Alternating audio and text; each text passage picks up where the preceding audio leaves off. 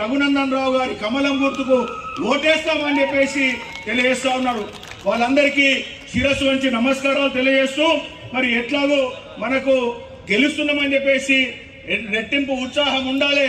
కానీ ఇంకా ఉత్సాహంతో మనమందరం కూడా ఇక్కడ ఉన్న వాళ్ళందరూ కూడా బూత్ అధ్యక్షులు ఆ పై స్థాయి వాళ్ళు మాత్రమే ఉన్నారు.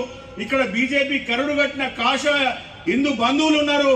కాబట్టి మీరందరూ కూడా వచ్చే నెల 13వ తారీఖు మీ డబ్బా ఓటు ముగించే వరకు కూడా అందరం కూడా జాగ్రత్తగా ఉండాలని చెప్పేసి తెలియజేస్తూ మరి మెదక్ పార్లమెంట్ నుంచి కానీ మెదక్ విధానసభ నుంచి కానీ గతంలో ఎంతో మంది ఎన్నో పార్టీల వారు ప్రాతినిధ్యం వహించినప్పటికీ మరి మెదకు ఏమీ చేయలేరు, ఏమీ ఉరగబెట్టలేరు.